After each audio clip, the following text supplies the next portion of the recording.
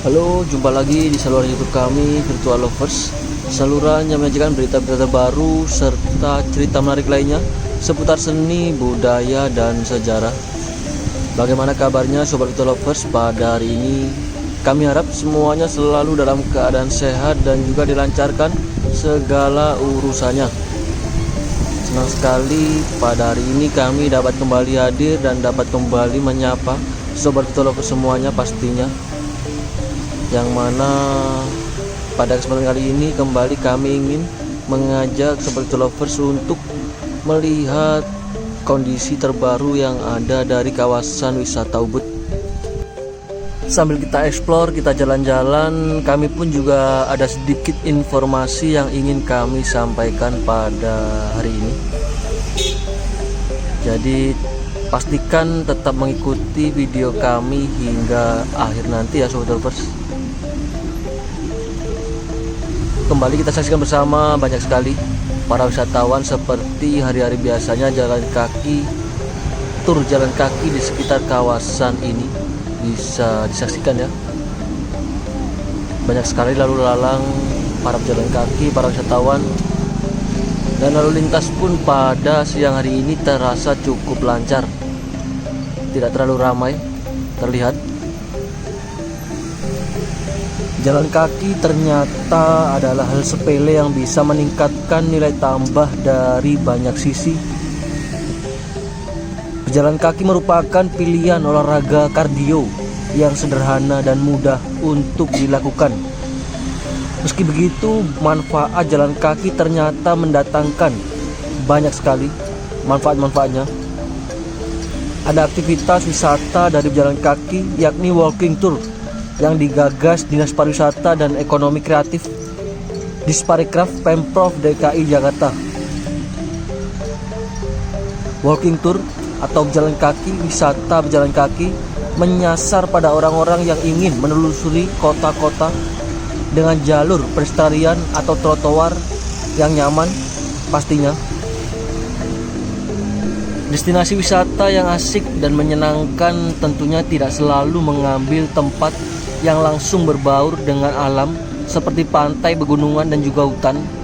Akan tetapi daerah perkotaan pun yang notabene ramai dengan hunian perumahan padat penduduk bisa dijadikan sebagai destinasi wisata yang perlu untuk dijelajahi.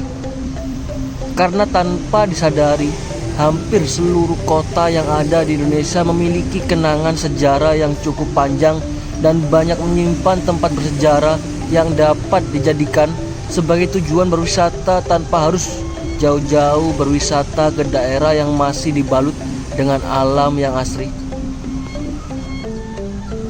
Bahkan kami pun sering melihat di kawasan wisata Ubud, yang mana kawasan ini merupakan salah satu kawasan yang bisa dibilang padat.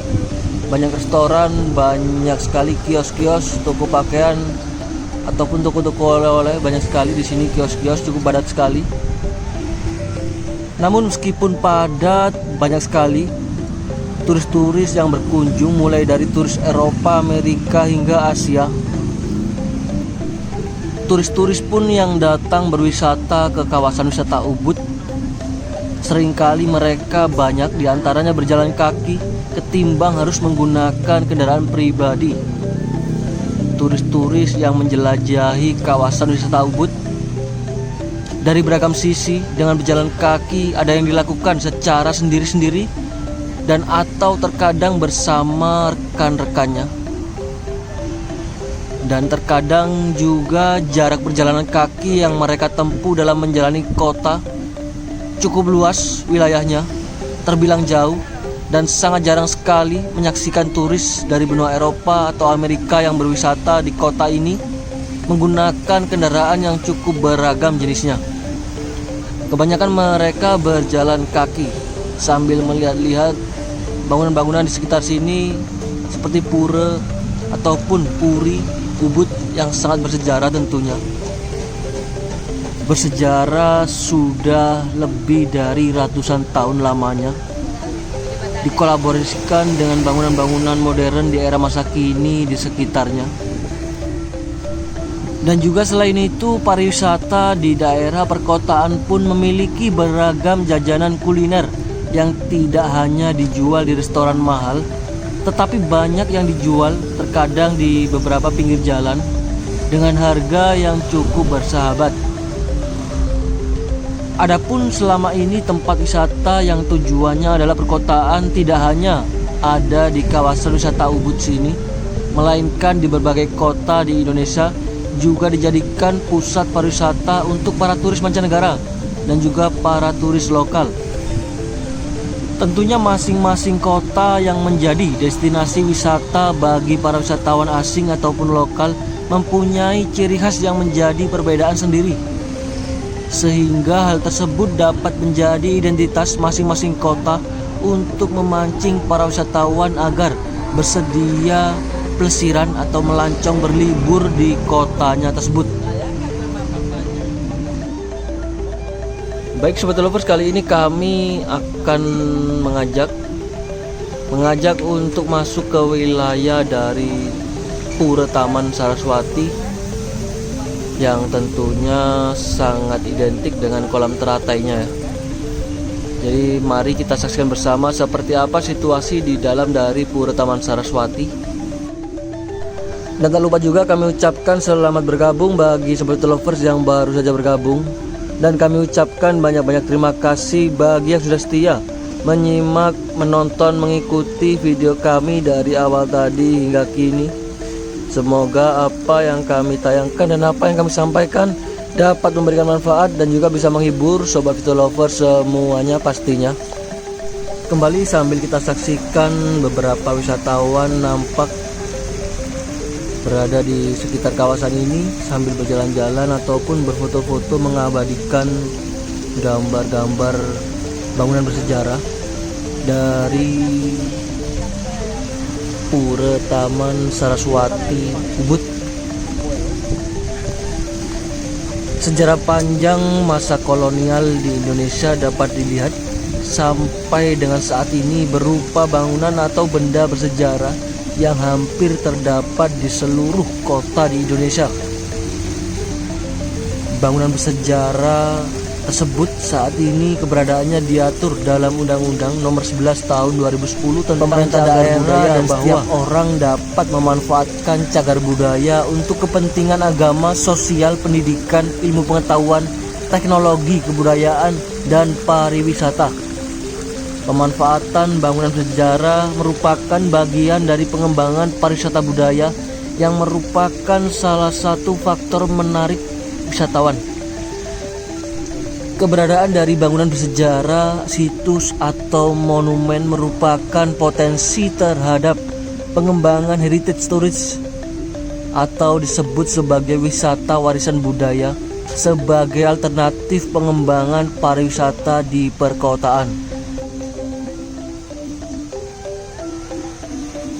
Tentunya pemanfaatan bangunan bersejarah sebagai produk pariwisata merupakan salah satu jalan keluar bangunan-bangunan tersebut dapat terus bertahan dengan semakin banyaknya fasilitas modern di sekelilingnya.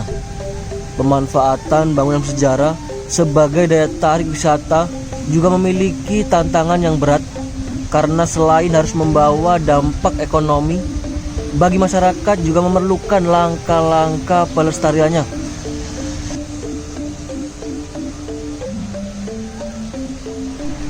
Kembali sambil kita saksikan di sebelah sana terlihat di sebelah kiri Starbucks, Cafe Starbucks, dan di sebelah kanan adalah Cafe Lotus, dua tempat yang sangat populer di kawasan wisata Ubud Bali ini.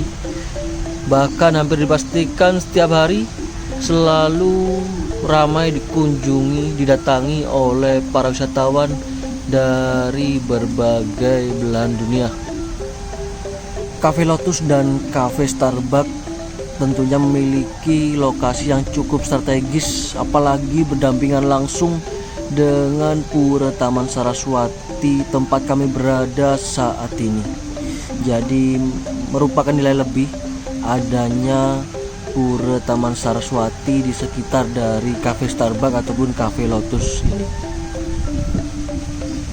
Bali memang sebuah pulau kecil eksotis dengan berbagai keindahan di dalamnya. Baik itu karena pemandangan alamnya ataupun bangunan suci pura yang memiliki latar belakang seni, budaya, religius, dan sejarah.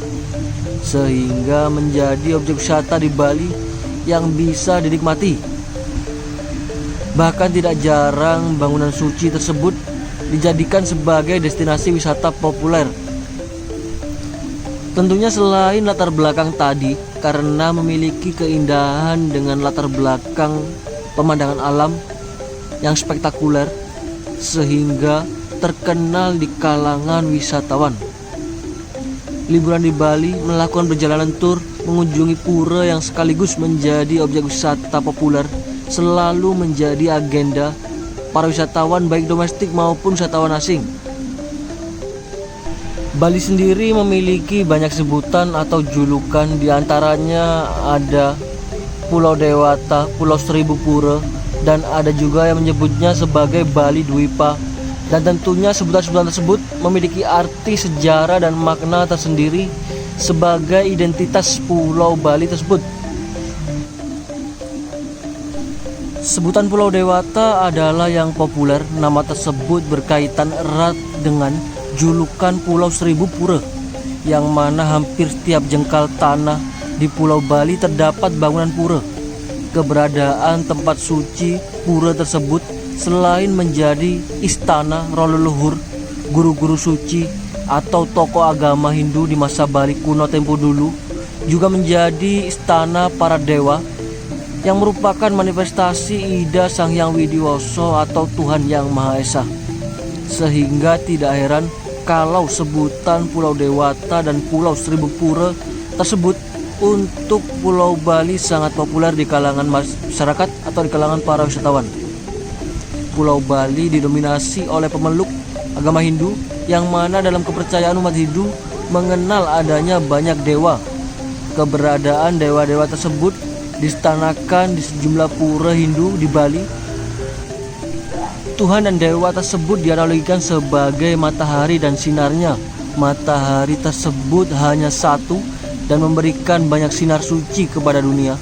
Dan sinar suci tersebutlah dikenal dengan sebutan dewa yang memiliki fungsi dan tugas yang berbeda-beda.